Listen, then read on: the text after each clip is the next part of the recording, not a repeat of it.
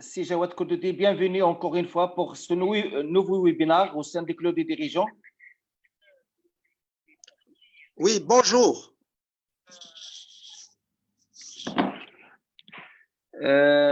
Désolé, chers participants, pour ce retard. Il y avait un petit souci technique. On vient de le régler. Je donne la main directement à Jawad Koudoudi pour commencer déjà à exposer ce webinaire. Merci. Bonsoir, bonsoir, chers amis. Jawad Koudoudi, président de l'IMRI. C'est bon. Vous m'entendez? Oui, c'est bon. C'est bon. Voilà. Eh bien, écoutez, je vous prie de m'excuser pour ce retard et je vais donc commencer mon exposé sur le nouvel ordre mondial post-Covid-19. Quel positionnement pour le Maroc? Alors, comme vous le savez, la pandémie du Covid-19 qui est née en décembre 2019 à Wuhan, en Chine, a bouleversé l'ordre mondial. Le bilan à ce jour est de plus de 10 millions de cas de contamination et près de 500 000 décès. Sur le plan politique, l'effet de la pandémie est considérable et risque de changer l'ordre mondial. La crise du Covid-19 a mis à mal la mondialisation basée, comme vous le savez, sur le néolibéralisme qui a prospéré depuis les années 80 avec une libre circulation des biens, des services et des personnes.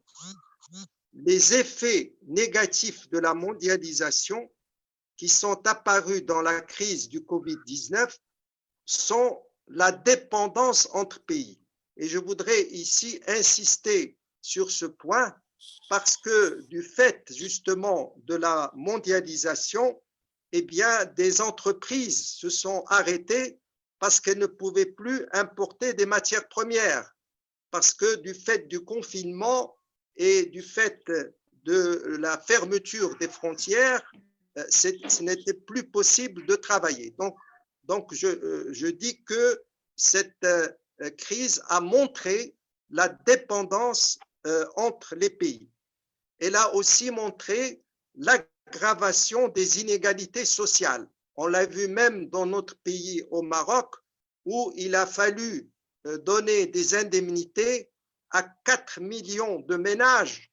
Et si on multiplie par 4, ça fait déjà 16 millions de personnes qui ont reçu des indemnités parce qu'ils n'avaient absolument plus de ressources. Et donc, je reviendrai, lorsqu'on va parler du Maroc, de la nécessité de trouver une solution au secteur informel. D'où, alors, cette mondialisation, qu'est-ce qu'elle a entraîné? Elle a entraîné le retour de l'État-nation qui se traduit par la souveraineté de l'État, l'intérêt national et la territorialité.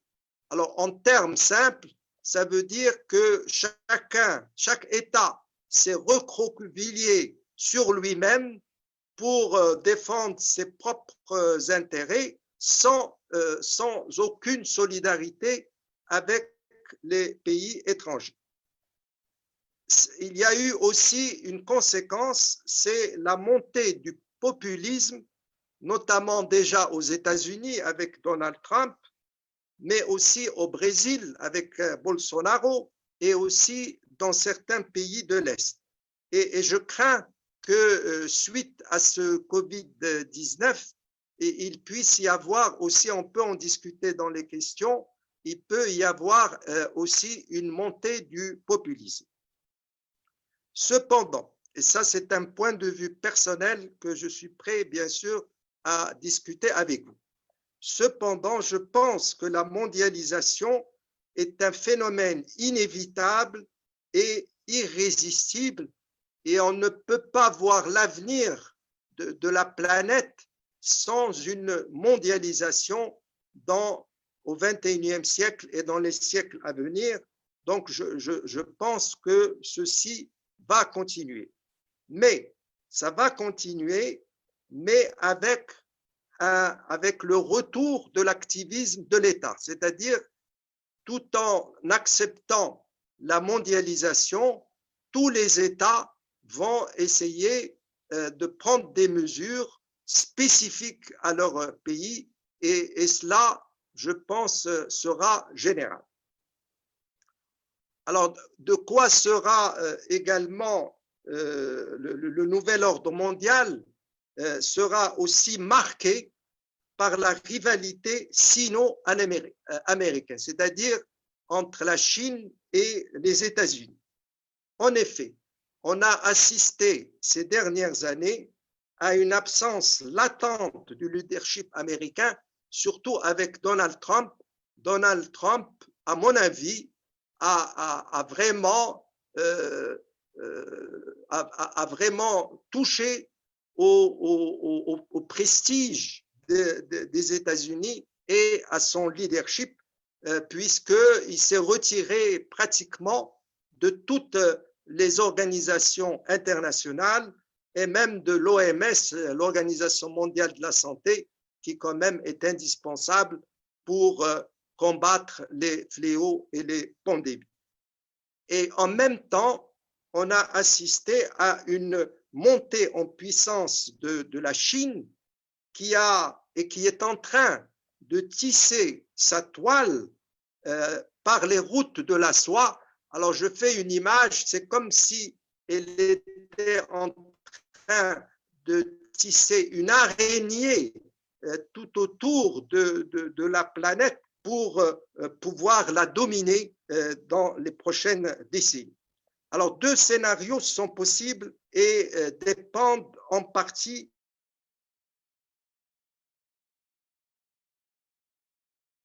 de la réélection de Donald Trump.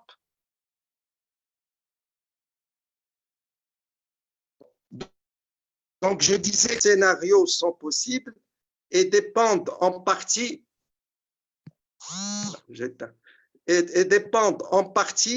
des présidentielles américaines qui vont jouer un rôle non seulement pour les États-Unis, mais pour le monde entier.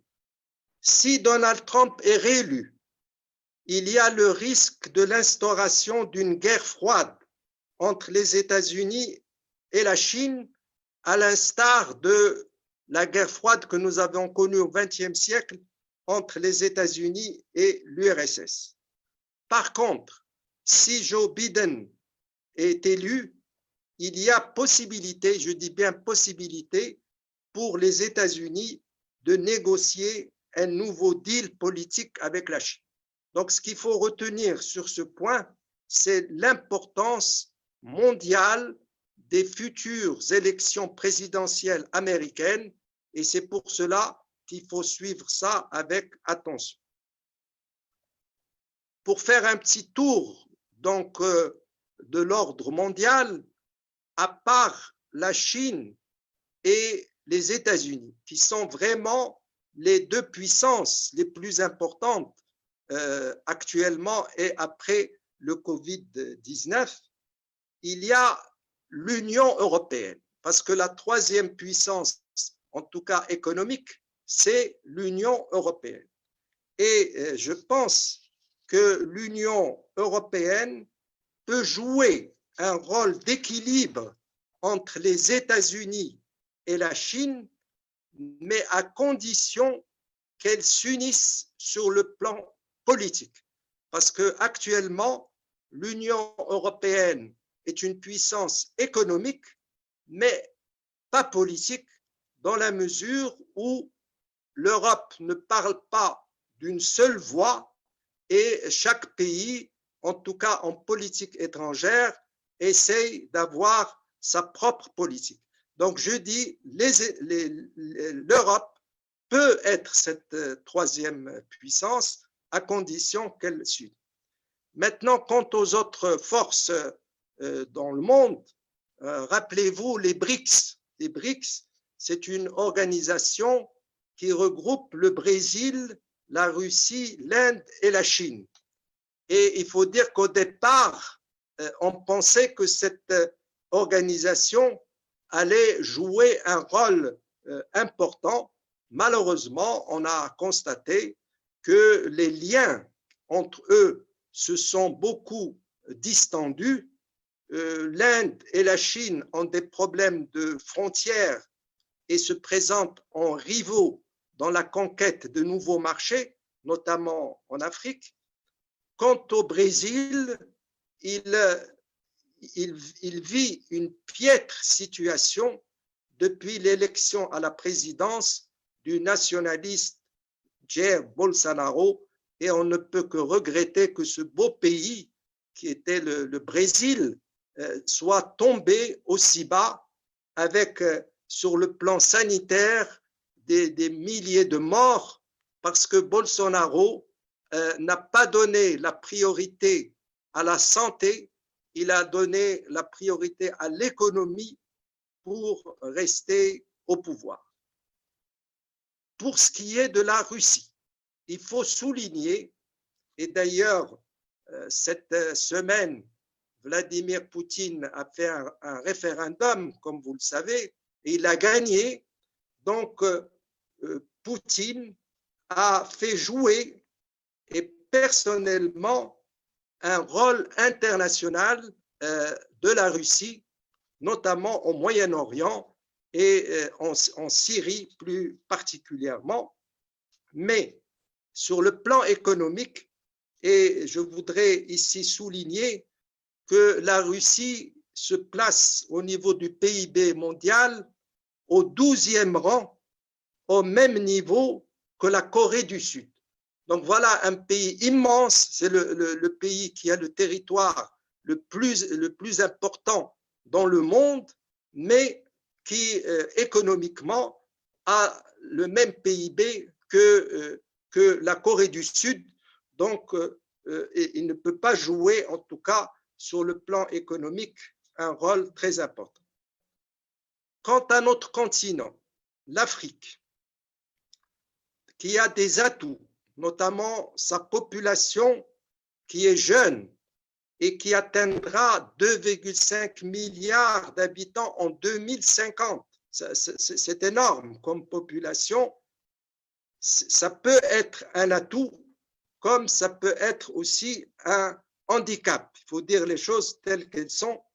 Et donc, il y a nécessité pour elle, pour l'Afrique, de promouvoir le capital humain. Et je voudrais insister là-dessus, vous les dirigeants de notre pays, vous savez très bien quelle est l'importance du capital humain et donc il faut que l'Afrique fasse un très gros effort pour le capital humain et aussi qu'elle puisse valoriser les matières premières et ne pas les exporter à l'état brut.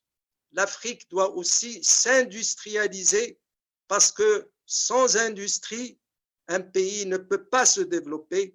Et on a vu que tous les pays asiatiques qui sont devenus maintenant des pays émergents ont développé leur industrie. Il faudrait aussi que l'Afrique puisse s'unir, s'intégrer davantage parce que la colonisation a laissé 54 pays avec des frontières artificielles et donc j'espère que dans le cadre de la ZLECA, c'est-à-dire la zone de libre-échange continentale africaine qui est maintenant, qui est entrée en vigueur, j'espère que l'Afrique va également se développer. Alors, je vous ai fait là un petit tour, disons, du monde actuel et, à mon avis, de ce qui sera dans l'avenir. Maintenant, et c'est ce qui vous intéresse le plus, et j'espère que dans le débat, on puisse échanger ensemble face à ces données du nouvel ordre mondial post-Covid-19 quel pourrait être le positionnement du Maroc? Voilà la question. Et vous savez qu'à l'IMRI, c'est l'Institut marocain des relations internationales, bien sûr, c'est notre travail de réfléchir aux relations internationales, mais aussi de réfléchir à comment notre pays peut tirer profit de ces relations internationales.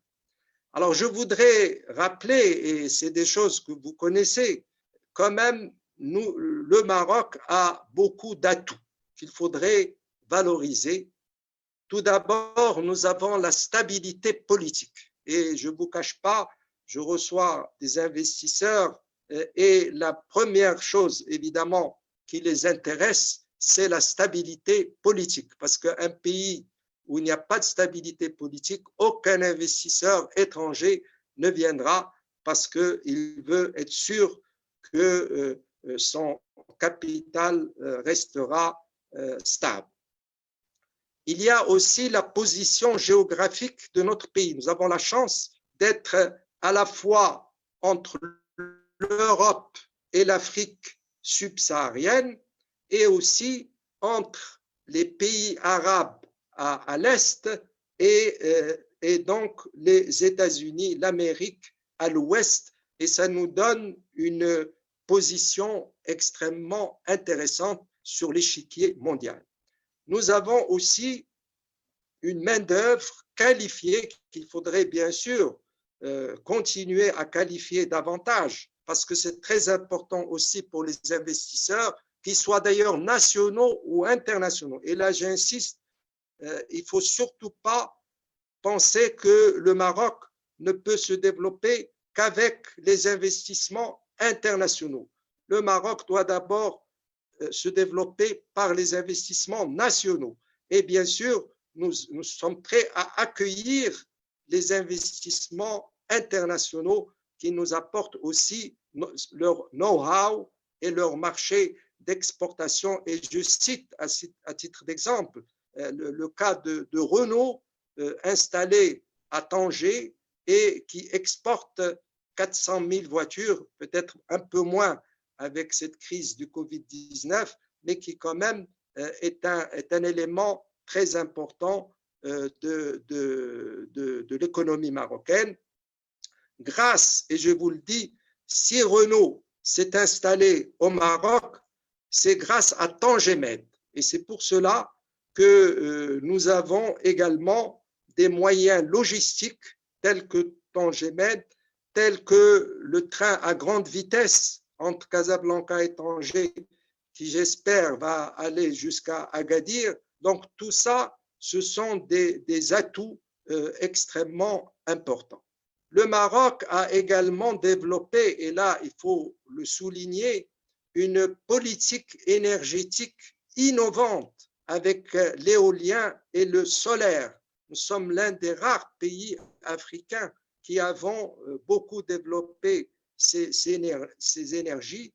Et je rappelle que nous avons un objectif d'un mix de 52% en 2030 dans les énergies renouvelables. Donc, vous les dirigeants, si vous pouvez réfléchir, bien sûr, chacun à son entreprise, mais n'oubliez pas que l'avenir, c'est les énergies renouvelables. Et si vous avez l'opportunité d'investir dans ce secteur, il faut le faire. Il y a un autre secteur aussi qui est très, très important, c'est le secteur numérique. Et on l'a vu pendant cette pandémie du Covid-19, comment, grâce à l'informatique, et si je vous parle aujourd'hui de chez moi et vous également chez vous dans votre maison, c'est grâce aux nouvelles technologies de l'information et de la communication. Et il faudrait que dans notre enseignement, et c'est très important, il faudrait que dès l'école primaire, j'insiste, dès l'école primaire, il faudrait habituer les enfants à, si vous voulez, à manipuler, à gérer ces nouvelles technologies, parce que le 21e siècle sera le siècle des technologies nouvelles et je souhaiterais bien sûr que tous les petits-enfants du Maroc, et non pas ceux qui sont privilégiés, puissent bénéficier et apprendre cette nouvelle technologie pour préparer leur avenir. Notre pays aussi, il faut le reconnaître, a bien géré la crise sanitaire du Covid-19. Et heureusement pour nous, Sa Majesté le Roi en premier et le gouvernement, l'administration ont pris très tôt des mesures énergiques de fermeture des frontières, de confinement, et ce qui fait que notre pays a le nombre de cas de contamination l'un des plus bas et le nombre des décès également le plus bas du monde, et donc l'un des plus bas du monde.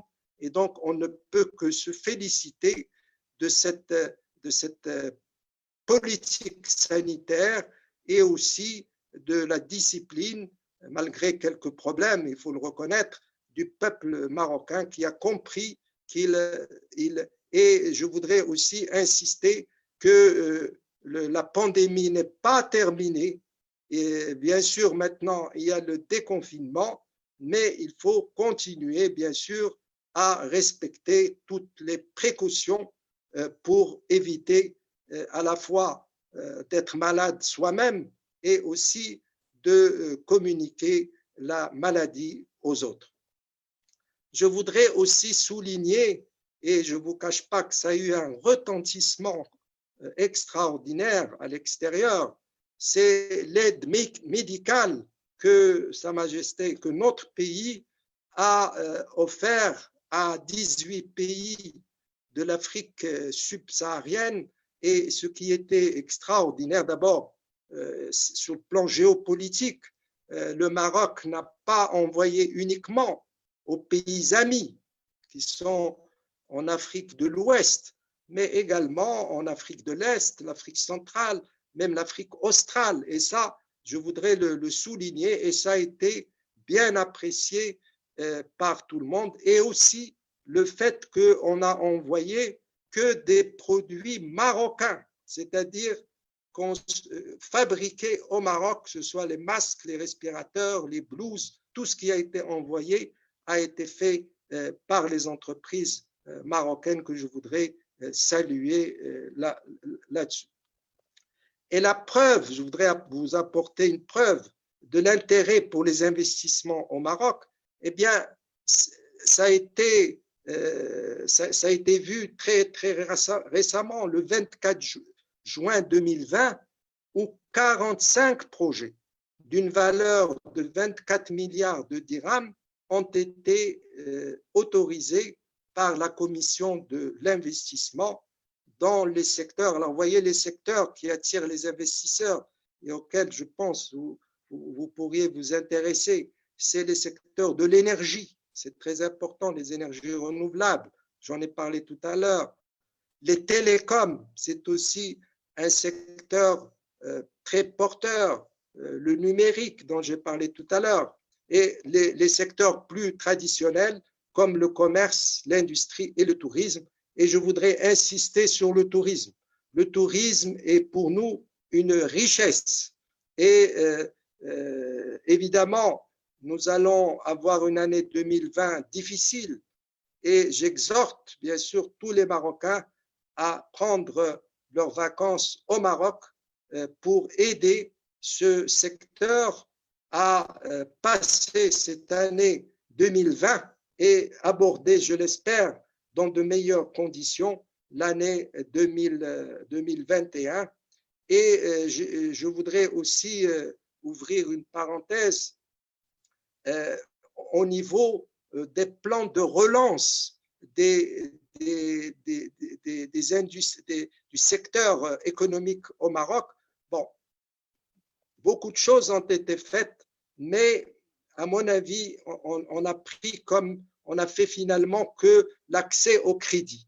Moi, je pense qu'il faut aussi voir aussi, et on peut en discuter, une certaine capitalisation, parce qu'il y a des entreprises qui sont rentables, mais ce n'est pas avec les prêts qu'elles vont pouvoir se relancer.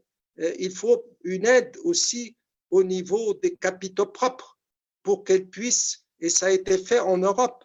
L'Europe a beaucoup, non seulement donné des crédits, mais aussi capitalisé lorsque c'est nécessaire et en posant des conditions. C'est ça aussi qui est intéressant. Il ne suffit pas simplement de capitaliser, l'État doit capitaliser, mais en posant des conditions, notamment en ce qui concerne l'écologie. Il faut que maintenant, toute l'aide de l'État soit conditionnée par le respect de l'écologie.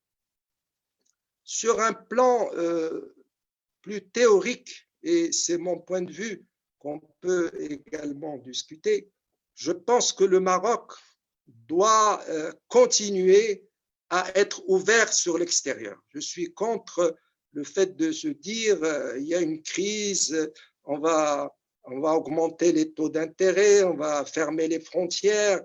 Non, je pense que le Maroc doit continuer à poursuivre son ouverture à l'extérieur. Le Maroc est d'ailleurs, et ça a été donc exposé par notre ministre des Affaires étrangères tout dernièrement, le Maroc est favorable au multilatéralisme parce que nous pensons que même sur un plan économique, mais même philosophique, chaque pays ne doit pas vivre égoïstement. Il faut essayer d'avoir une politique solidaire, multilatérale, et donc j'insiste sur cette question du multilatéralisme. Maintenant, il faut aussi défendre nos intérêts, il ne faut pas être naïf. Et par exemple, il faut renégocier, à mon avis, les accords de libre-échange que le Maroc, à mon avis, a signés trop précipitamment. Je pense que nous n'étions pas prêts pour les signer. Il fallait d'abord avoir un tissu industriel fort avant d'ouvrir les frontières. C'est ce qu'a fait la Corée du Sud. La Corée du Sud, d'abord, elle a carrément fermé son marché pendant des décennies, et lorsque son tissu industriel est devenu puissant, à ce moment-là, elle a ouvert les frontières. Et donc, je propose que, comme on l'a fait avec la Turquie, il faudrait renégocier ces accords dans un esprit gagnant-gagnant. C'est pas, moi, je ne suis pas pour essayer de dire on va tirer la couverture de notre côté. Non, on veut gagner, mais vous pouvez gagner, mais nous aussi, on veut gagner. Et je pense que c'est un grand chantier qui va être ouvert par le gouvernement, je pense, dans les mois à venir. Maintenant, au niveau de la politique étrangère, à mon avis encore, deux axes s'imposent au Maroc.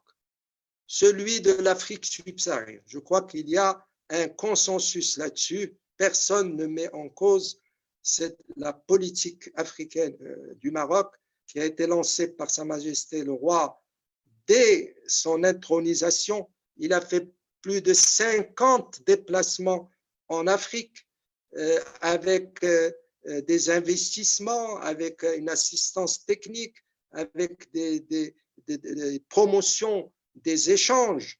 Et je pense qu'il faut continuer et développer encore plus cette orientation vers l'Afrique subsaharienne, parce que malheureusement, moi, j'aurais aimé aussi qu'il y ait le Maghreb, c'est-à-dire l'union de l'Afrique du Nord, parce que le Maghreb, c'est aussi notre espace naturel, c'est l'espace naturel, c'est la Mauritanie, le Maroc, l'Algérie, la Tunisie, la Libye.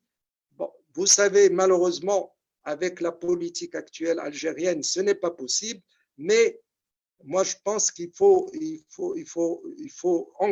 toujours militer. En tout cas, nous, à l'IMRI, nous militons toujours pour le Maghreb parce que c'est la région qui est la moins intégrée du monde. On fait quelques 3-4% d'échanges commerciaux entre nous, alors que l'Union européenne fait des 60%. Et donc, nous avons tous intérêt à ce qu'il y ait ce Maghreb. Alors, l'autre axe, à mon avis encore, c'est l'Europe. Vous savez, bien sûr, il faut continuer l'Afrique, mais l'Europe d'abord, les 2/3 de notre économie, que ce soit au niveau des investissements, au niveau des transferts des RME, au niveau du tourisme, tout ça, presque les 2/3 viennent de l'Europe. Donc, il faut continuer à développer nos relations avec l'Union européenne et l'Europe en général, et aussi essayer de trouver de nouveaux modes de coopération, par exemple au niveau de l'investissement. Vous savez qu'après le Covid-19, où beaucoup d'entreprises européennes qui sont implantées en Asie, eh bien, ont senti le risque d'abord de la distance, c'est des milliers de kilomètres qui les séparent de l'Europe, et aussi du risque politique. Et donc, je pense que, et vous, en tant que dirigeant, vous devriez aussi réfléchir à cette idée de relocalisation des entreprises européennes implantées en Asie, au Maroc, bien sûr, en leur donnant toutes les garanties. Et je pense, d'ailleurs, ce matin, on en a discuté à l'IMRI, on avait discuté sur ça, parce que l'Europe ne peut pas rapatrier toutes ces industries chez elle. Pourquoi? Parce qu'elles manquent de compétitivité. Parce que, comme je l'ai dit tout à l'heure, la mondialisation va continuer. Comment elles peuvent relocaliser avec les salaires qu'il y a en Europe? C'est des salaires très élevés. Et donc, il faut qu'ils recherchent des pays où il y a une meilleure compétitivité. Et notre pays, le Maroc, peut être ce lieu où ils peuvent trouver une meilleure compétitivité, non seulement pour les entreprises qu'ils installeraient au Maroc, mais également pour les entreprises qu'ils ont en Europe.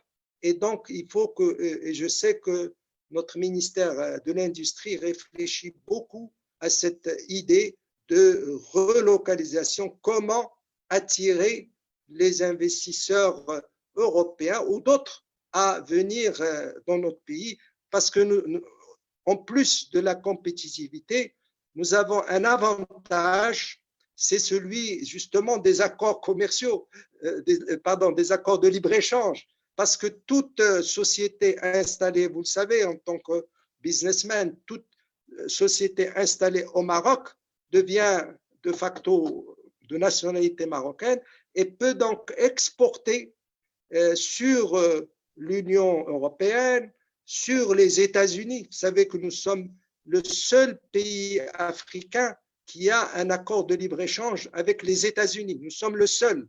Et donc, une entreprise qui viendrait s'installer au Maroc pourrait exporter aux États-Unis en franchise de droits de douane. Et nous avons aussi des accords commerciaux avec l'Afrique subsaharienne et aussi avec les pays arabes. Donc, je suis très confiant si, bien sûr, on met tous les avantages de notre côté d'attirer un maximum d'investisseurs vers notre pays. Alors maintenant, quelle politique vis-à-vis des autres continents? Moi, je dirais,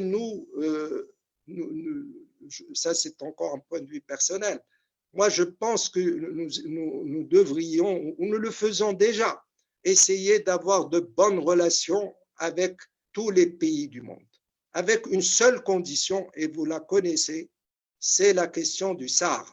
la seule question politique importante pour nous, et je pense que nous avons tous un consensus là-dessus, c'est la récupération de nos provinces sahariennes.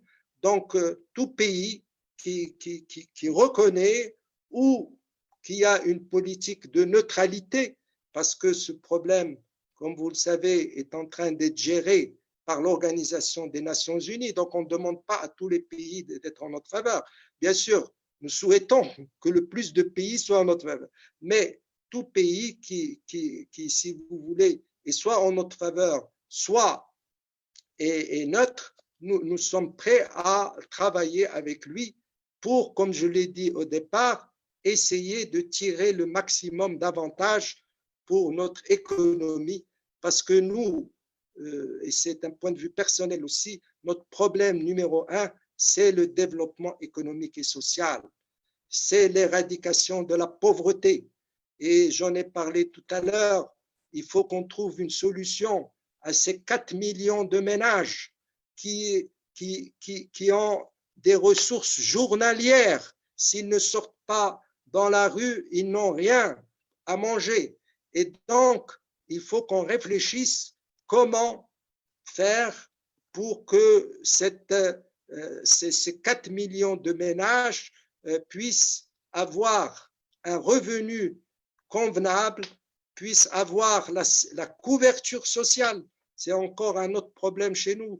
Il y a à peine 30% ou 35% des gens qui ont leur couverture sociale. Il faudrait la généraliser à l'ensemble et essayer, bien sûr, d'intégrer le secteur informel dans le secteur formel, mais surtout essayer de créer, et je compte sur vous, les dirigeants, essayer de créer des emplois, parce que toute personne, vous pensez bien, s'il trouve un emploi dans un secteur formel, parce qu'il aura sa CNSS, il aura sa retraite, il n'ira pas dans le secteur informel.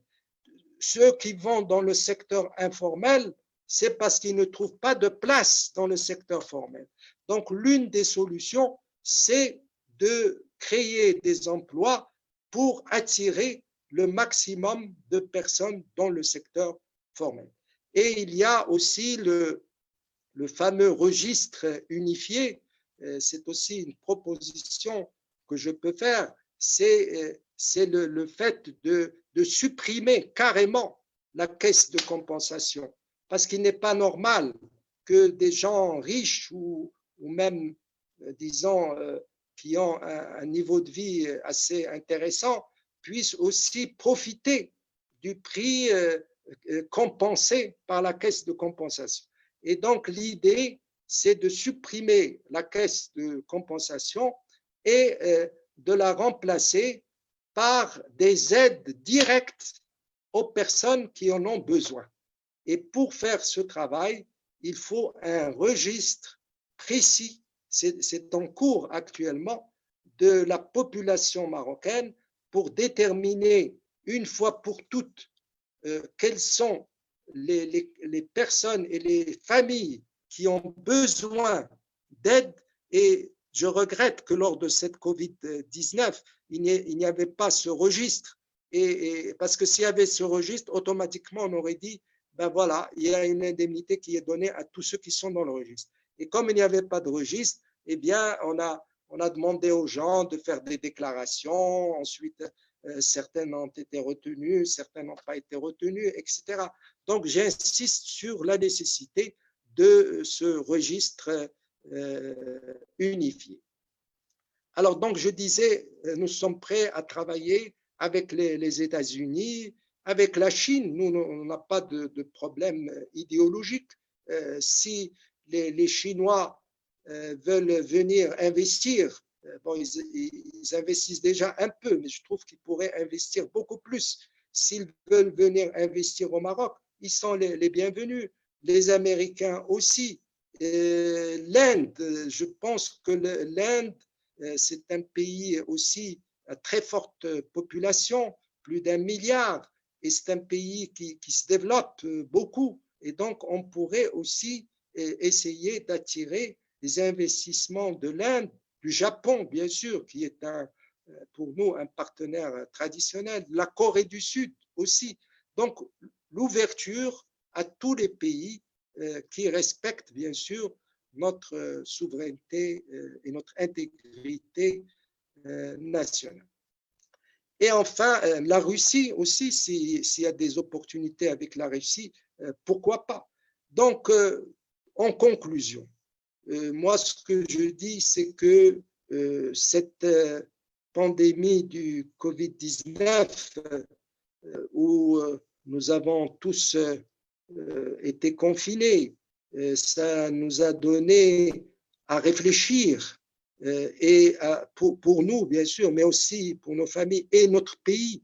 Et je crois qu'il y a des leçons qu'on peut tirer, telles que l'éducation. L'éducation, c'est la chose primordiale, je l'ai dit tout à l'heure, parce que l'avenir ne peut provenir que d'une éducation moderne, avec les nouvelles technologies de l'information, avec l'apprentissage des langues étrangères. Je peux vous dire, j'ai la chance de voyager à l'étranger.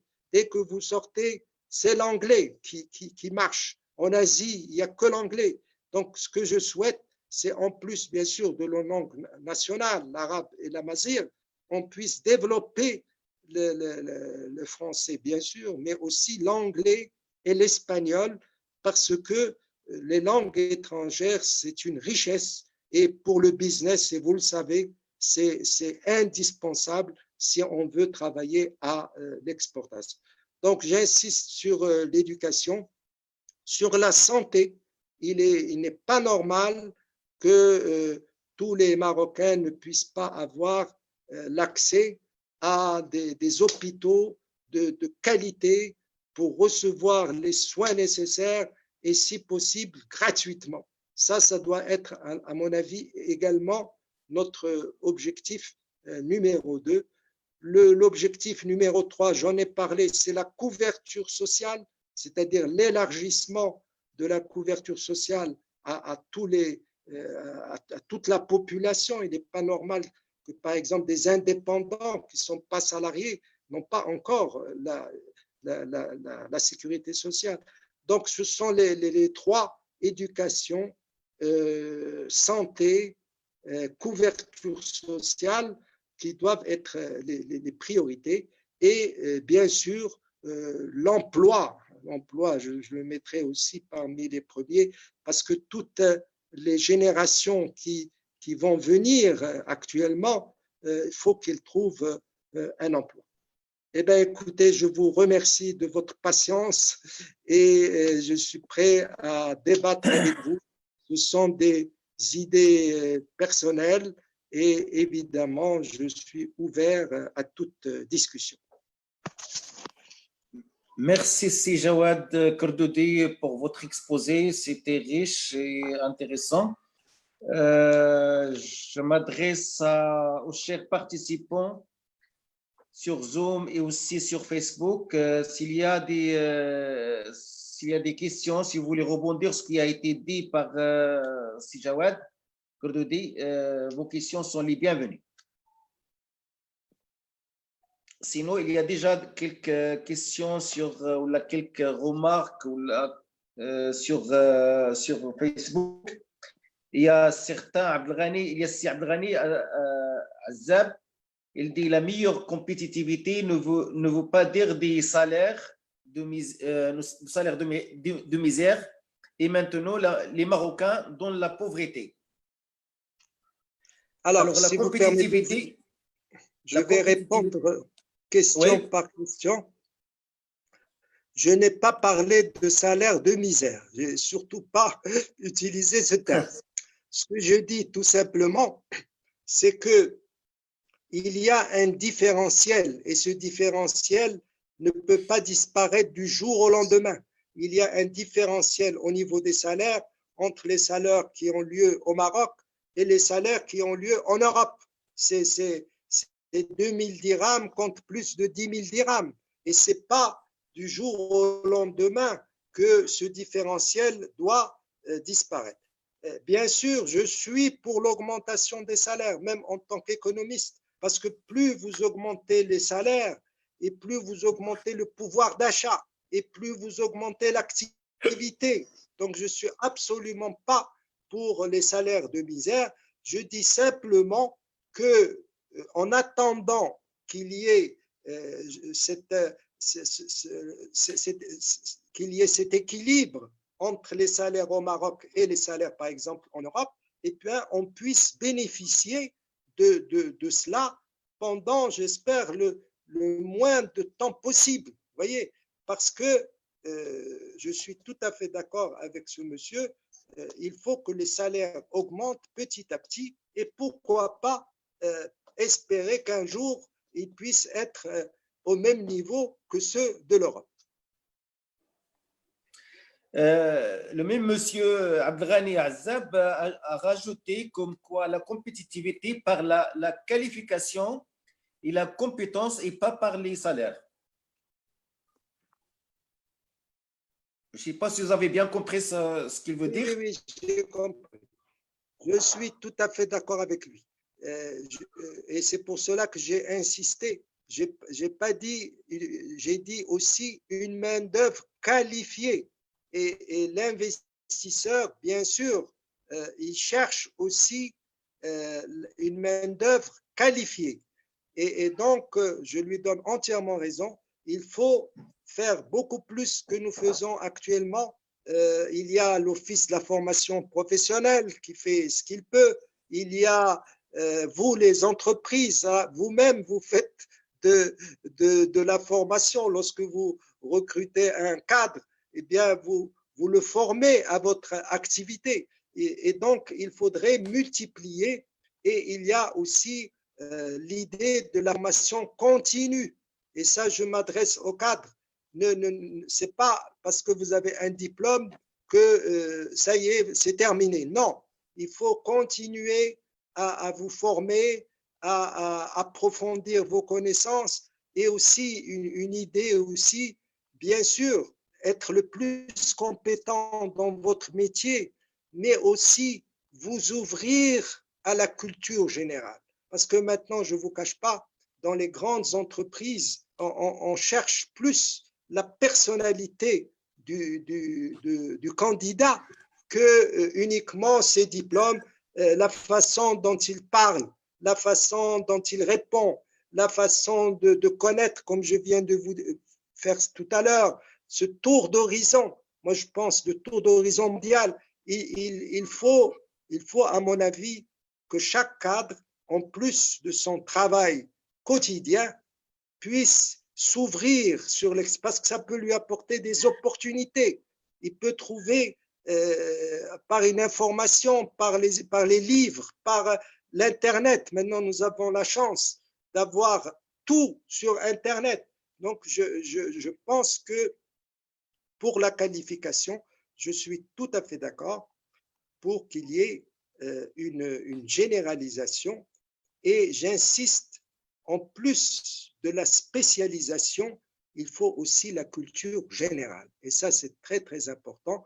Et je vous cache pas, les grandes sociétés cherchent bien sûr le diplôme, ça c'est la première chose, mais cherchent aussi la culture générale, la façon de s'exprimer, la façon de réagir. C'est ça qui est maintenant le plus important. Merci Sikordodé pour votre réponse. Il y a aussi une question sur Zoom de Elias Sdiqi. La question dit: qu'en est-il de la Méditerranée et des nouveaux enjeux géopolitiques? Comment le Maroc peut-il se positionner dans la compétition aux hydrocarbures dans la Méditerranée, entre parenthèses, Est-Med pipeline et compétition entre Chypre, Grèce, France, Turquie, etc., notamment en Libye? Est-ce que c'est clair? Oui, alors je pense, j'en ai pas parlé, je le remercie d'avoir abordé ce problème de la Méditerranée. Bien sûr, le Maroc, comme avait dit Sa Majesté Hassan II, a, si vous voulez, ses feuilles en Europe et ses racines en Afrique. Je me rappelle toujours de cette solution. Mais au milieu, il y a la Méditerranée. Et ce monsieur a parfaitement raison de parler de la Méditerranée qui malheureusement, par exemple, si je parle du partenariat euro-méditerranéen, a quand même beaucoup déçu. Rappelez-vous en 1995, où il y avait un espoir extraordinaire de co-développement d'une Méditerranée en paix, prospère, etc. Et malheureusement, ce qu'on constate en 2020, c'est évidemment, ce n'est pas la faute uniquement de l'Europe, mais l'Europe a sa responsabilité. Qu'est-ce qu'on constate? On constate malheureusement une Libye qui est dans le chaos le plus total, où chaque pays, chaque puissance étrangère, c'est comme des vautours. Moi, je les appelle comme des vautours. Ils savent qu'il y a du pétrole et du gaz en Libye et ils viennent tous pour essayer d'avoir leur part du gâteau. Voilà ce que fait les puissances étrangères en Libye et donc la Méditerranée, ce que je souhaite et je rêve peut-être, c'est qu'un jour on ait cette union du Maghreb, parce que c'est, je l'ai dit tout à l'heure, c'est le naturel, ou justement, pour répondre plus précisément concernant les hydrocarbures, jusqu'à maintenant, le Maroc n'a pas encore, j'espère qu'un jour, on va trouver des hydrocarbures dans notre pays, mais jusqu'à maintenant, on n'en trouve pas. Par contre, l'Algérie regorge d'hydrocarbures, la Libye aussi. Et donc, si on avait cette union du Maghreb, eh bien, on pourrait, si vous voulez, synthétiser et cumuler toutes nos richesses. L'Algérie, la Libye apporteraient le pétrole et le gaz. Nous apporterons l'agriculture et l'industrie, parce que nous sommes beaucoup plus développés que les autres pays. Donc, la Méditerranée traverse actuellement une période très, très difficile et je suis aussi déçu par l'Union européenne parce qu'elle a plutôt donné la priorité aux pays de l'Est de l'Europe. Vous savez que nous avions des accords avec l'Union européenne bien avant les pays de l'Est comme la Pologne, la Tchéquie, les autres pays de l'Est. Eh bien, pour des raisons politiques, l'Union européenne a intégré tous les pays de l'Est qui sont devenus membres de l'Union européenne et a dépensé des sommes astronomiques pour les développer. Et donc, elle a donné la priorité à l'est de l'Europe plutôt qu'au sud de l'Europe. Et donc, il faudrait qu'on puisse rediscuter de cette question pour que le Sud aussi puisse avoir sa part avec l'Union européenne de façon à ce qu'on puisse construire aussi un rêve ou un projet qui est l'Eurafrique, c'est-à-dire une sorte d'union entre l'Europe et l'Afrique. Et d'ailleurs, tout à l'heure, quand je parlais de cette troisième puissance mondiale face à la Chine et aux États-Unis, eh bien, l'Eurafrique, c'est-à-dire l'Europe et l'Afrique, pourraient être cette troisième puissance. Mais là, il y a des problèmes politiques, mais il faut se battre également pour la Méditerranée. Il faut surtout espérer que le conflit artificiel qui existe entre le Maroc et l'Algérie puisse trouver une solution pour réellement construire le Maghreb et jouer un rôle en Méditerranée, parce que nous sommes en plein Méditerranée et donc il faut essayer de vivre avec cet espoir. Merci encore une fois, Sikrdouti.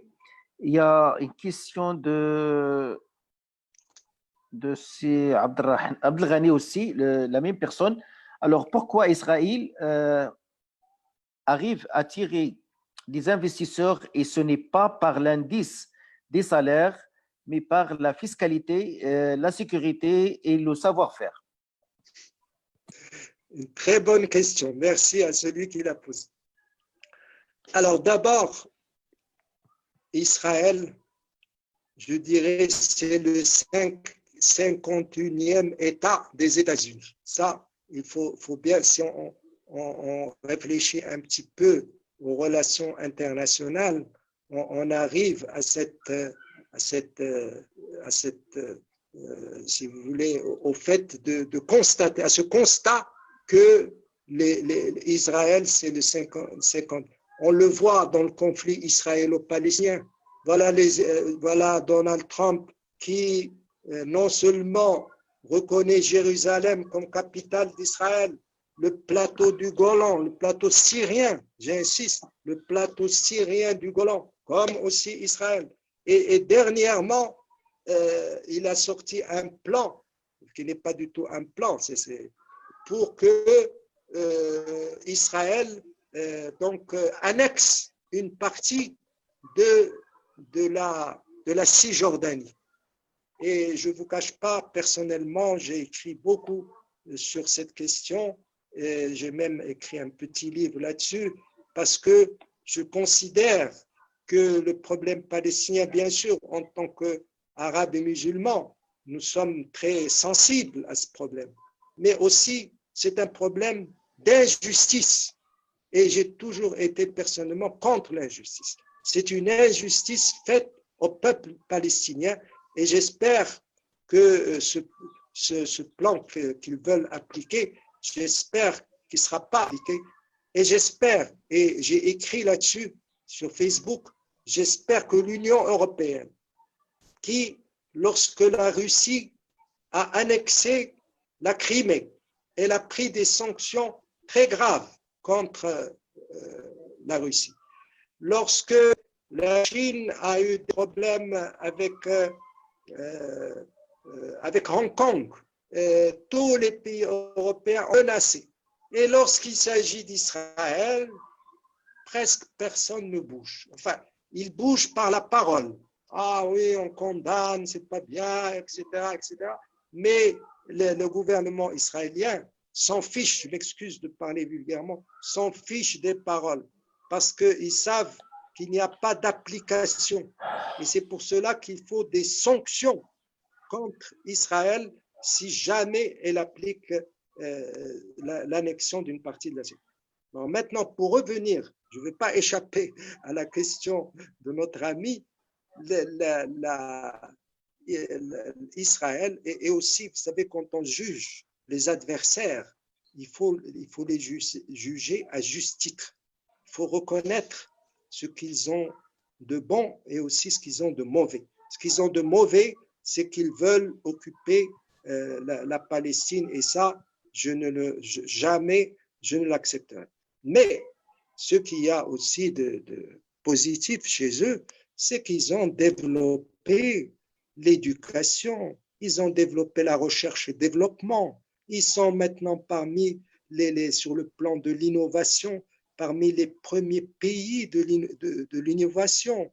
Ils ont, sur le plan scientifique, sur le plan industriel, sur le plan agricole, ils ont travaillé. Bien sûr, ils ont reçu l'aide des États-Unis, ça c'est sûr, mais ils ont aussi travaillé et ce qui fait que, effectivement, le PIB d'Israël se place parmi.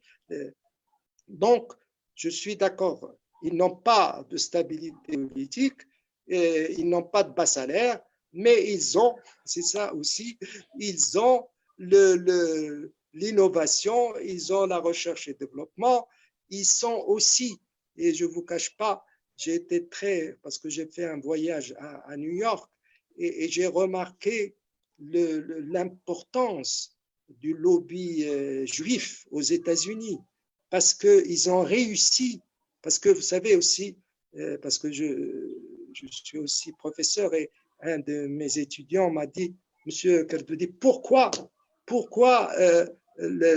les États-Unis aident tellement Israël? Eh bien, je lui ai dit, parce que les Juifs ont commencé à aller aux États-Unis au 19e siècle, ce n'est pas de maintenant. Et quand ils sont allés aux États-Unis, ils ont, par le travail, il faut le dire aussi, et la solidarité. Les Juifs, ils ont deux choses, travailleurs et solidaires, parce qu'ils considèrent que c'est la communauté, leur communauté passe en premier.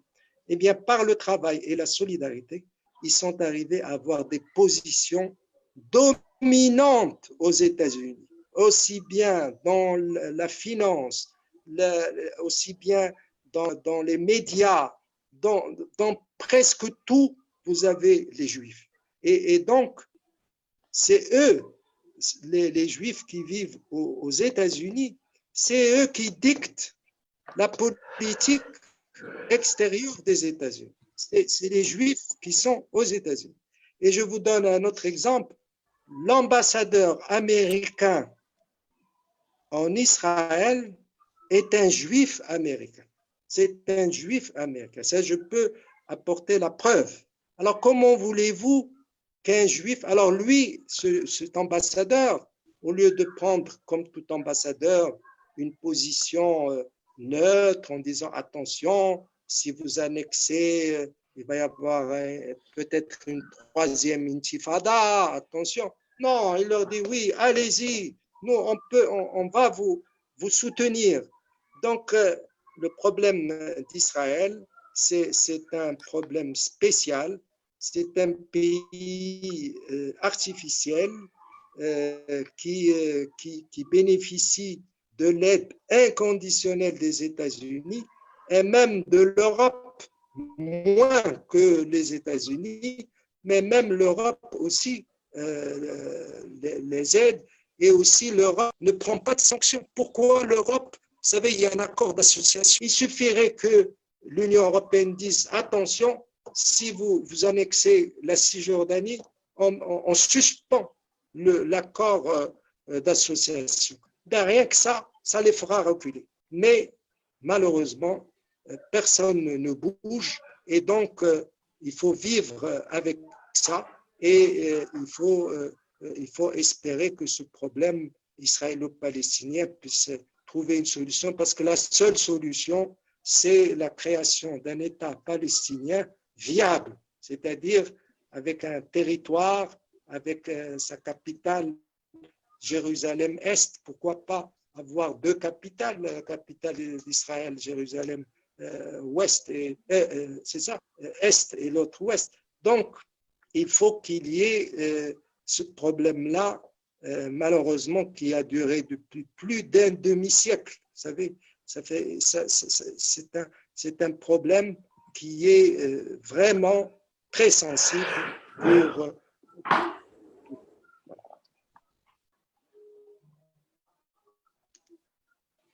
Allô? Oui, j'ai terminé. S'il y a d'autres questions, je suis oui, prêt bien sûr, il y a répondre. d'autres questions. Merci encore une fois, Sikoul Dede. Alors, il y a une autre question de Sirachid Filali qui dit au Maroc, augmenter les salaires, ça veut dire augmenter les charges, ça veut dire aussi augmenter les prix avec un résultat des baisses des investissements. Que pensez-vous? Bon, alors lui, il prend le contraire de ce que disait l'autre question. Bon, il faut trouver je comprends aussi la question, cette question-là. C'est vrai, prenons par exemple, et vous-même, vous êtes des dirigeants, vous venez de subir 4 mois d'inactivité. Qui dit inactivité dit pas de ressources. Et vous avez quand même eu des frais fixes, le loyer, l'électricité, etc.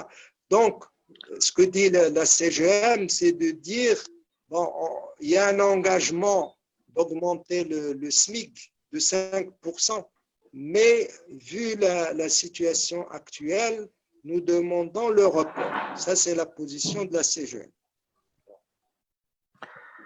Merci. Moi, Oui. je pense que, franchement, est-ce que les 5% du SMIC vont jouer un rôle très important pour les entreprises? Bon, moi, je trouve qu'il faut trouver une solution parce que je pense que les syndicats vont accepter cela parce que c'est un accord qui a été pris. Et donc maintenant, je pense que le gouvernement est dans une situation difficile parce qu'il ne peut pas ni prendre parti pour la CGM, ni pour le patronat, ni pour les syndicats. Donc, il faut trouver une solution, mais je suis d'accord qu'on ne peut pas augmenter les salaires d'une façon incohérente. Il faut que ça soit d'une façon cohérente. Et d'ailleurs, je vous dis, les 5%, c'est pas quelque chose de très important. Voilà, il y a une autre question de Mokhtar Slimani de Zoom. Il dit quel est le rôle pour l'administration pour un Maroc compétitif? Alors, cette question est très, très importante et je remercie celui qui l'a posée. Parce que l'administration, et vous savez, vous les dirigeants, parce que vous avez affaire à l'administration tout le temps. Et donc, c'est vrai que l'administration peut soit être un moteur du développement, comme elle peut être un frein au développement.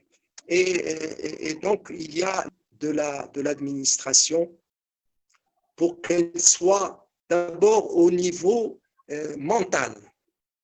Il faut que le fonctionnaire se sente au service du citoyen et non pas, comme malheureusement on le constate, il considère que s'il vous donne un papier, l'autre jour je vais vous raconter juste une petite histoire personnelle, je m'excuse. Je devais renouveler mon passeport et celui de mon épouse. Donc, je suis allé une première fois, on m'a dit non, c'est le Covid-19, on ne reçoit pas de passeport. Alors, je lui ai dit quand est-ce que je vais revenir? Il m'a dit, je ne sais pas, à vous de vous renseigner quand. Alors, au bout d'une quinzaine de jours, j'ai appris qu'ils étaient ouverts et je suis allé déposer des dossiers. Alors, il a commencé à le voir et puis il me dit, ah, attention, les photos, c'est pas ça, vous avez mal rempli le formulaire, il faut 30... Je lui ai dit, alors ça, c'est la première fois. Alors, je suis revenu, j'ai refait ce qu'il a dit, il a trouvé encore quelque chose pour me dire je ne peux pas les accepter, c'est pas conforme. Je lui ai dit, monsieur le fonctionnaire, quand je suis venu la première fois, pourquoi vous ne m'avez pas expliqué en me disant il faut que les photos soient là, il faut remplir le formulaire de telle façon. Il y avait un petit carré où il fallait signer. Eh bien, ma femme avait signé en dépassant le petit carré. Ben, il m'a dit ça aussi, il faut le refaire parce que l'informatique, si vous dépassez le carré, ça ne va pas marcher. Alors je lui ai dit, monsieur le fonctionnaire, Moudaf, tout le muhimma, je parle en arabe, muhimma dialk, هي توصي توصي ملي يجي عندك الواحد المره الاولى وصيه قول له ها شنو خصك دير شنو.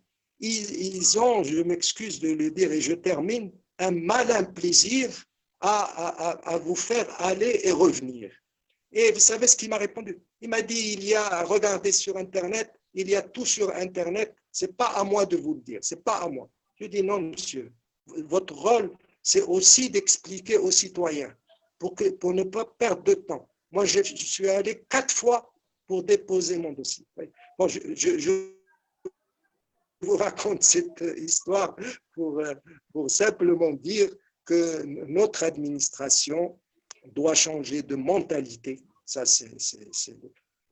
et doit être digitalisée. Moi, il faudrait qu'il y ait le maximum de digitalisation, c'est-à-dire que tout doit se faire petit à petit. Je sais qu'on ne peut pas le faire du jour au lendemain, mais petit à petit, tout doit être fait sur Internet. Je n'ai pas, moi, à me déplacer 4 fois pour déposer un passeport, à trouver une place de parking, parce que Casablanca, il n'y a pas de parking.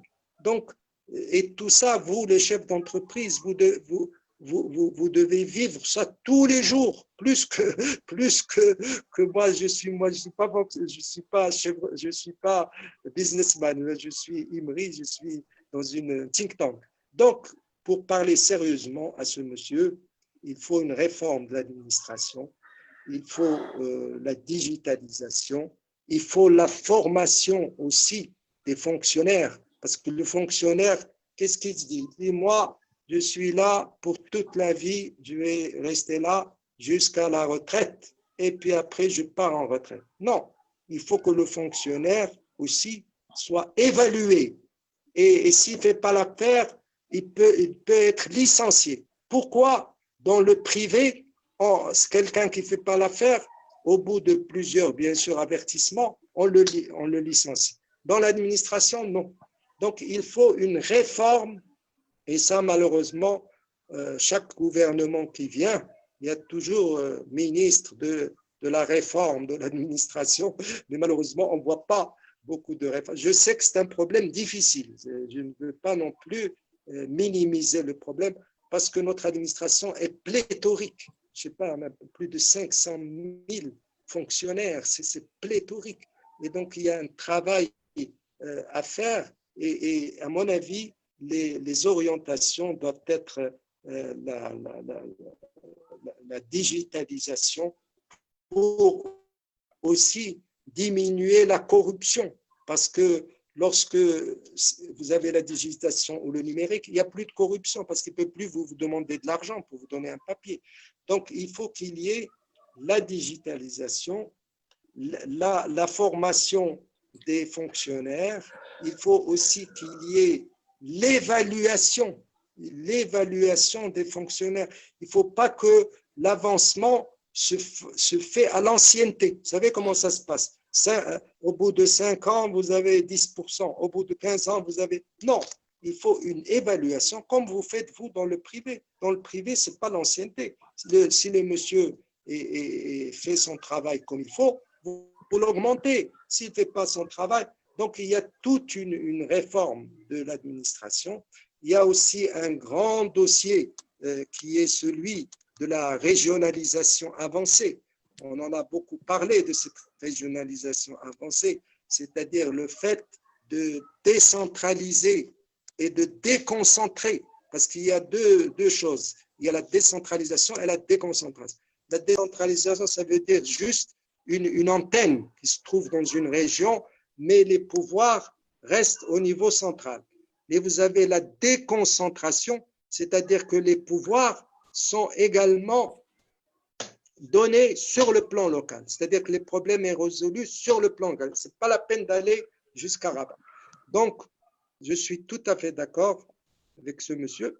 La réforme de l'administration est indispensable si on veut que notre pays se développe. Merci encore une fois.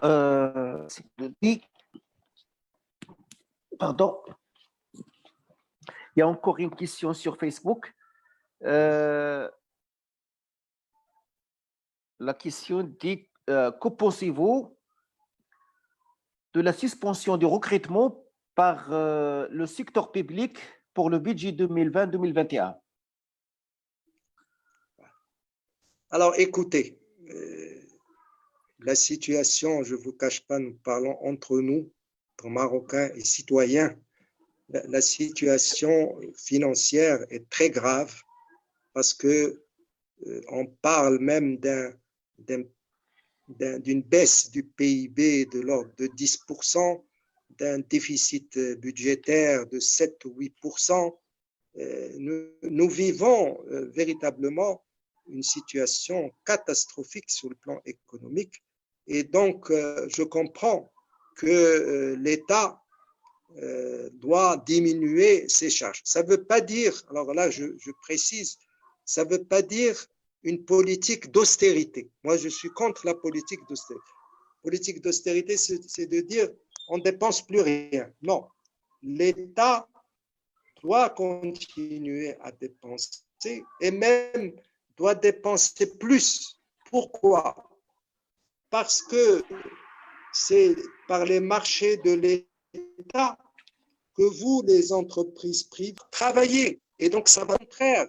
Il faut faire des dépenses, mais des dépenses productives, c'est-à-dire qui vont créer des richesses, qui vont créer des emplois. Par contre, le fonctionnement, ce n'est pas productif. Donc, personnellement, je suis d'accord sur cette décision. Vu la situation, eh ben, pour le moment, on ne recrute pas. Et puis, ceux qui sont en place, vous savez, n'ont qu'à travailler un peu plus. Parce que franchement, il faut aussi les pousser. Et donc, sur un plan purement économique, ce n'est pas politique ce que je dis, je pense que le fait d'arrêter le recrutement, en tout cas jusqu'à 2020, parce que qu'est-ce qu'il reste? Il reste 6 mois qui vont être très difficiles. Donc, je ne vois pas pourquoi on va recruter d'ici 6 mois. Et puis, voir la situation peut-être début 2021 pour décider est-ce qu'on reprend les recrutements ou pas. Mais moi, je pense que c'est une bonne décision parce que nous sommes dans une situation financière extrêmement difficile. Merci, c'est dit encore une fois. Alors, il y a une question de Facebook aussi. Quand le bâtiment va, tout va. Alors, pourquoi l'État reste passif devant de centaines de projets d'amicales, de construction de logements de famille dans les différentes régions du royaume qui sont bloquées depuis plus de 10 ans par les différentes autorités intervenantes, entre parenthèses, l'ordre bureaucratie, machin, etc. Si ces projets sont lancés, ils pourront redynamiser le secteur de la construction et donc l'économie nationale. Alors, je suis tout à fait d'accord, c'est très clair, et c'est vrai que le bâtiment joue un rôle, et c'est vrai cette expression, quand le bâtiment va, tout va. Pourquoi d'ailleurs on dit cette expression? Parce que le bâtiment utilise beaucoup de matières. Il utilise les fers à béton, il utilise le ciment, il utilise les carrelages, il utilise, enfin vous le savez, c'est pas des choses. Il a besoin de plusieurs métiers. Et donc, quand le bâtiment va, eh bien, tous les autres secteurs économiques qui concourent au bâtiment aussi se développent. Et donc, je suis tout à fait d'accord avec ce monsieur pour dire que le bâtiment doit être la priorité du gouvernement pour le relancer.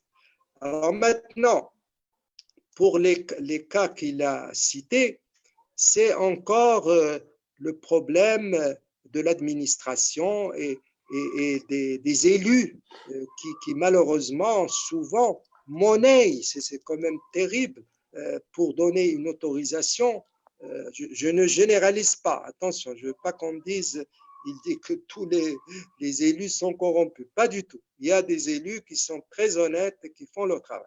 Mais le fait que ça passe par les conseils communaux, etc., d'abord, ça prend beaucoup de temps.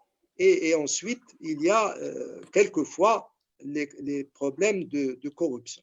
C'est pour cela que ce que je disais tout à l'heure, si là aussi on digitalise les procédures, c'est-à-dire celui qui a un promoteur immobilier, eh bien, il constitue un dossier et il l'envoie par mail d'abord à l'administration et aux élus. Et puis, on peut même fixer. D'ailleurs, Sa Majesté Hassan II, je ne sais pas si vous vous rappelez, il avait une fois dit une chose. Il a dit, si l'administration ne répond pas dans 60 jours, vous considérez qu'elle a dit oui et vous pouvez y aller. Bon, je pense qu'il ne faut pas arriver à cet extrême, mais pourquoi pas fixer un délai à l'administration et aux élus, parce que ceux qui donnent les autorisations, c'est les élus, pour dire, tout projet qui vous est présenté, vous devez donner une réponse positive ou négative, parce qu'attention, il ne faut pas non plus ouvrir la voie à n'importe quoi. Vous savez déjà, nos villes sont, vous savez, sont dans un état urbanistique qui n'est pas très bon. Donc, on pourrait, par exemple, proposer un délai de 60 jours. Vous répondez oui ou non. Et si vous répondez non, vous dites pourquoi, pour que le promoteur puisse très rapidement rectifier et commencer les travaux. Donc, ça reprend la question précédente de la réforme de l'administration, de la digitalisation, de la lutte contre la corruption. Et donc, c'est un secteur. Alors, j'ai vu la semaine dernière, je crois, un conseil d'administration de la société l'Omran, qui est la société publique dans le cadre de la promotion immobilière. Et je pense qu'il a été décidé de rouvrir le plus vite possible tous les chantiers de l'Omran, en espérant que les chantiers privés puissent être aussi ouverts. Merci, Secrétaire. Je pense qu'il y a une main levée de Simstafa Dafer. Simstafa Dafer, vous avez la main. Merci d'activer votre micro, comme d'habitude. Excusez-moi, c'était une fausse manipulation. Et fausse Pardon, manipulation. excusez. Pas de souci, Bon, Simstafa. mais bon, puisque vous me donnez la parole, je vais pouvoir. Bon, d'abord, je vous remercie. C'est Jawad avec son exposé très brillant. Merci beaucoup à vous d'organiser ce type de webinaire qui, quelle que soit sa teneur, nous invite à réfléchir, à se poser des questions. À la vérité, il faut saluer le courage de ces Jawad de s'attaquer à une problématique aussi complexe. Ouais. Le positionnement du Maroc dans le nouvel ordre mondial post-Covid, c'est un sujet où doit intervenir une centaine de think tanks marocains. Il faut être très courageux pour parler de ça. Pourquoi? Parce que la problématique est très, très, très complexe. Si Jawad, il a parlé il nous a donné au début un topo sur le nouvel ordre mondial, enfin sur la politique, sur l'échiquier mondial, quels sont les enjeux de demain, etc. Mais je pense que dans ce diagnostic, moi, la vérité, je suis resté sur ma faim parce que c'est un sujet très, très complexe. On a cité un certain nombre de groupements politiques, les différents enjeux, mais rapporter ça au Maroc et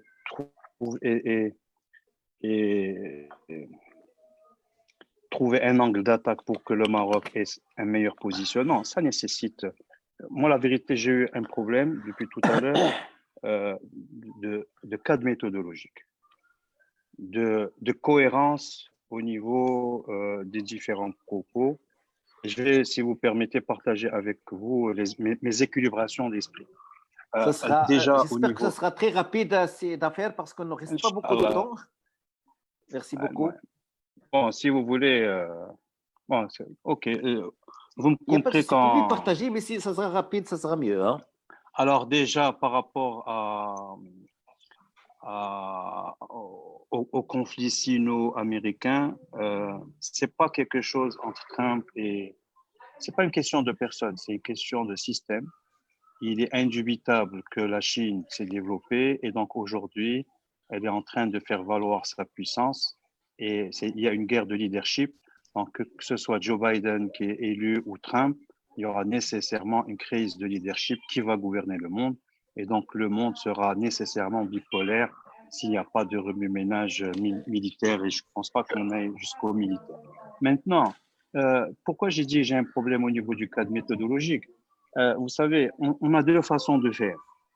Parce que là, on parle de positionnement du Maroc et donc nous avons besoin d'une vision. Une vision, mais uniquement politique, économique, civilisationnelle. Qui sommes-nous? On doit, pour répondre à cette question, faire un diagnostic.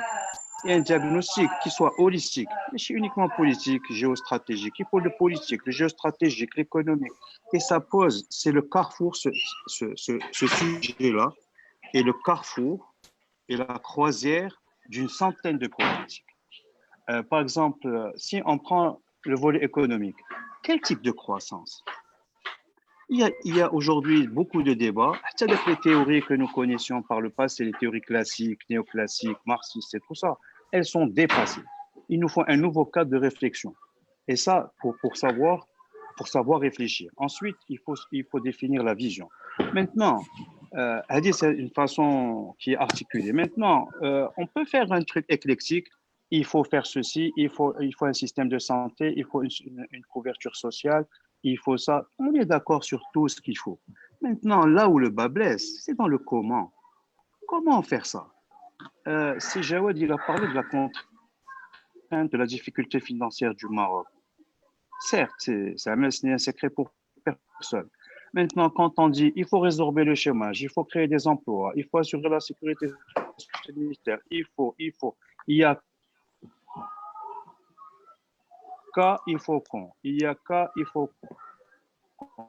Avec quel budget? Avec quelle politique? Il a parlé de Si vous pouvez résumer, monsieur Dafer. De la politique monétaire, de la Banque centrale, de la facilité à l'accès de crédit. D'accord. Mais quelle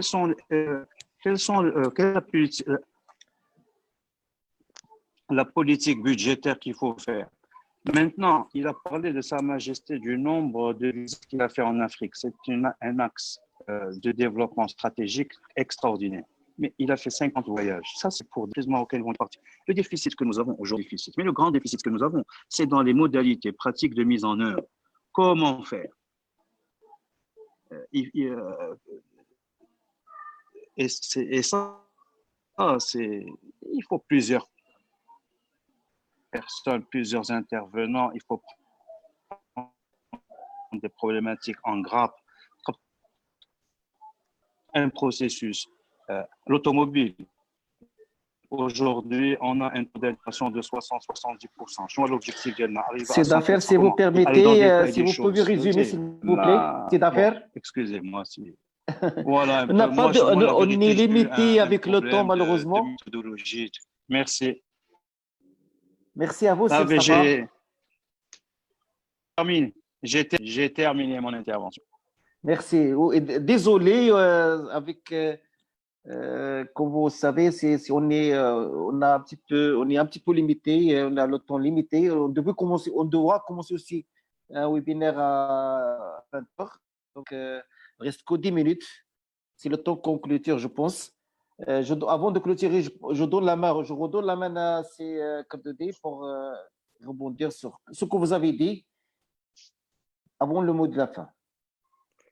Non, alors je remercie cette affaire pour ce qu'il a dit et je suis d'accord avec lui qu'il faut partir d'une vision.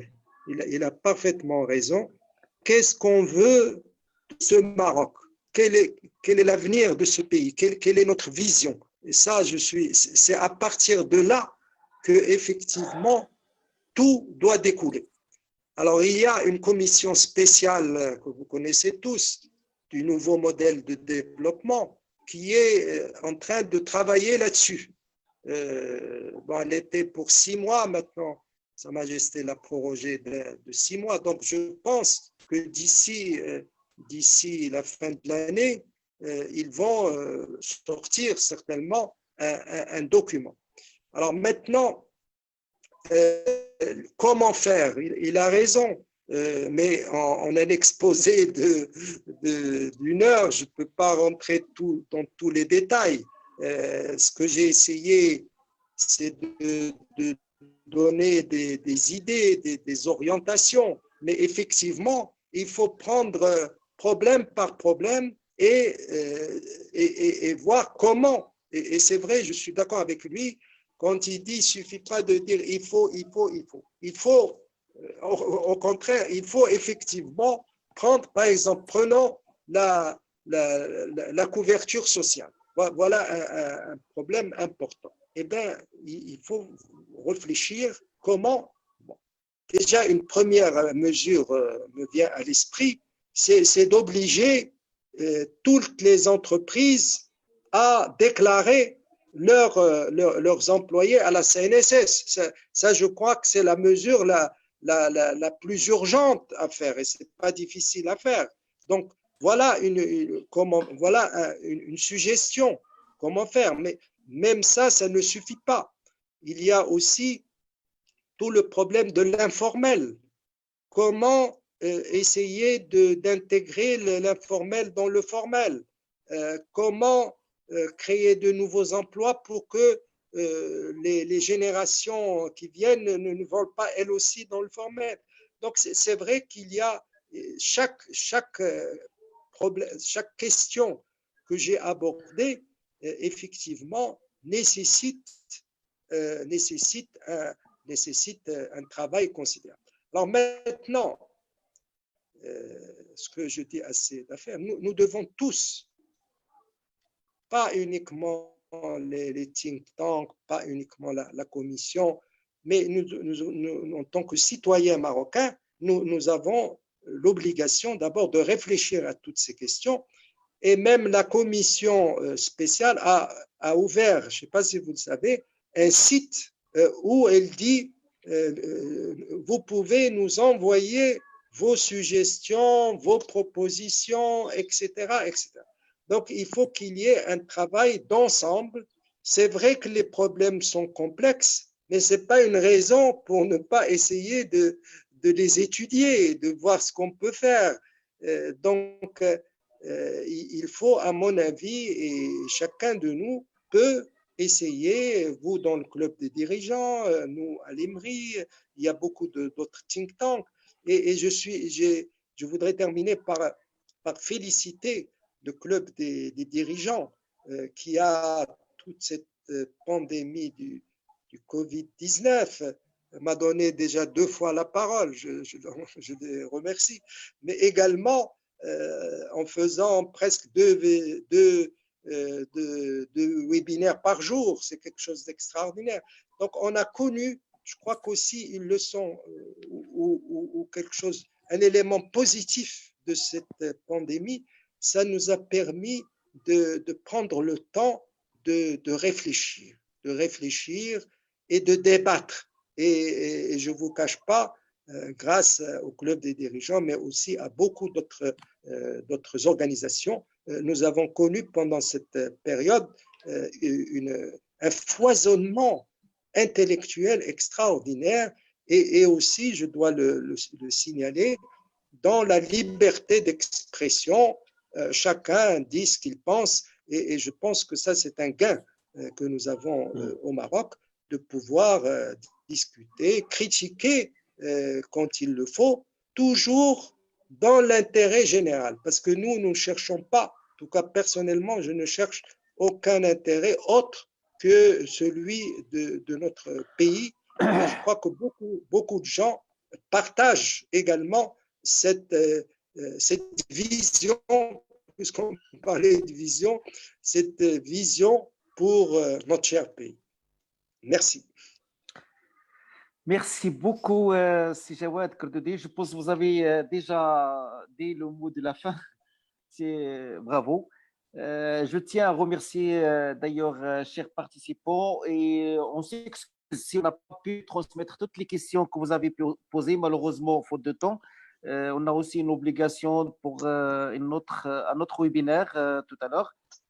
Ça d'une part. D'autre part, je tiens aussi à remercier ces Kordodi pour sa présence, sa contribution au sein du club des dirigeants, et aussi pour le temps qu'il nous a donné et a partagé, ce savoir qu'il a partagé avec nous. Et on se donne rendez-vous peut-être très très prochainement, Inch'Allah, pour d'autres webinaires. Comme vous avez remarqué, on a limité le nombre de webinaires. C'est pas comme la période de Covid. Donc, on doit commencer nos boulot aussi, retrouver, relancer. Moi, je voulais, avant de quitter, poser une petite question rapidement à ces Kordodi. J'espère que ça sera très aussi, en quelques mots, très résumé. Dans la période de Covid, c'était la priorité, la priorité, c'était la santé, la vie humaine. Maintenant, c'est après Covid, c'est le déconfinement, c'est demain. Ça sera quoi la priorité, à votre avis? Alors, la priorité, c'est la relance. C'est comment cette relance? Comment? Ces 4 mois, la relance, je vous remercie également de votre question. Les entreprises, il faut vous aider, d'abord comme ça a déjà été fait, en reportant les échéances sociales, en reportant les impôts, parce que ça, vous n'avez pas d'argent de toute façon pour les payer. Donc, il faut reporter toutes les échéances sociales et fiscales. Ça, c'est la première chose. Deuxièmement, il y a il faut aussi reconnaître, toute une panoplie de crédits garantis par l'État, parce que beaucoup de gens, et à juste titre, reprochent aux banques marocaines d'être très frileuses, de ne pas vouloir prêter de l'argent, etc. Eh bien, l'État, qu'est-ce qu'il a dit? Il a dit, moi, je vous garantis jusqu'à 90 à 95%. Donc maintenant, les banques n'ont plus l'excuse de dire, nous, on a l'argent des déposants et on ne peut pas prêter à n'importe qui. Et on demande, avant, ils demandaient des garanties même immobilières, etc., etc. Donc maintenant, une banque, normalement, elle doit donner un crédit puisqu'il est garanti par l'État. Donc, ça va faciliter, et donc toutes les entreprises qui ont besoin d'argent peuvent, moi je leur conseille, d'abord s'adresser à leur banque et d'utiliser le crédit oxygène, le crédit relance, etc., etc. Je pense que les taux sont encore. C'est au niveau de l'aide. Pardon, qu'est-ce que vous avez dit? Par contre, les taux, tout le monde le dit, ils sont encore très élevés.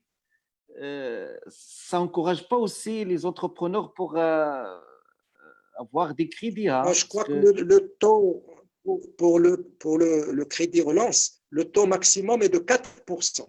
C'est déjà beaucoup. Hein. Ils peuvent. Oui, c'est beaucoup moins quand même qu'avant. Avant, c'était 7%, 8%, etc. Mais c'est vrai. D'ailleurs, pour le taux oxygène, je crois que c'est 0%, puisque les intérêts sont pris en charge par l'État et par le GPP. Donc, il y a ça. Il y a, et je vous remercie de me donner la parole, parce qu'il y a une chose très urgente maintenant qui tarde, je ne vous cache pas, c'est la loi de finances rectificative. Parce que nous sommes partis pour la loi de finances 2020 sur des indicateurs qui ne sont plus valables. Donc maintenant, il faut une loi de finances rectificative et nous sommes déjà le 4 juillet, il faudrait que, je ne sais pas pourquoi le gouvernement tarde à sortir cette loi de finances rectificative pour la soumettre à Sa Majesté d'abord, au Conseil des ministres, et ensuite au Parlement, parce qu'on n'a plus le temps maintenant, il ne reste plus que 5 mois, 5 mois et quelque chose. Et aussi, je propose que dans cette loi rectificative, il puisse y avoir une aide aussi en capital aux entreprises, évidemment, après étude du dossier. Et ça se fait en Europe, c'est-à-dire que l'État prend une participation dans le capital et puis pour aider l'entreprise à reprendre, et puis après, il peut reprendre ou racheter sa part. Donc ça manque dans la politique actuelle. Peut-être qu'au niveau de la loi de finances rectificative, ils vont parler de ça, mais jusqu'à maintenant, pour résumer, les mesures qui ont été prises, c'est le report des échéances fiscales et sociales, et puis les crédits.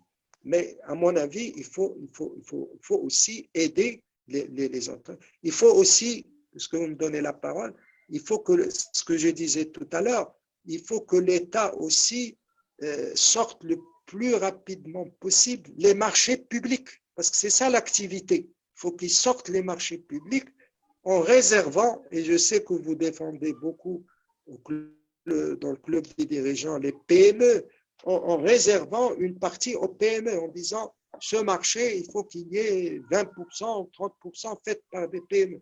Donc, il y a tout un ensemble de mesures qui doivent être prises pour la relance. Et c'est pour cela que la priorité actuellement, c'est la relance économique. Alhamdoulilah, sur le plan santé, on est en déconfinement, malgré qu'il y a encore, chaque jour, il y a encore des cas, mais je pense que si on respecte les mesures de précaution, donc il faut qu'il y ait.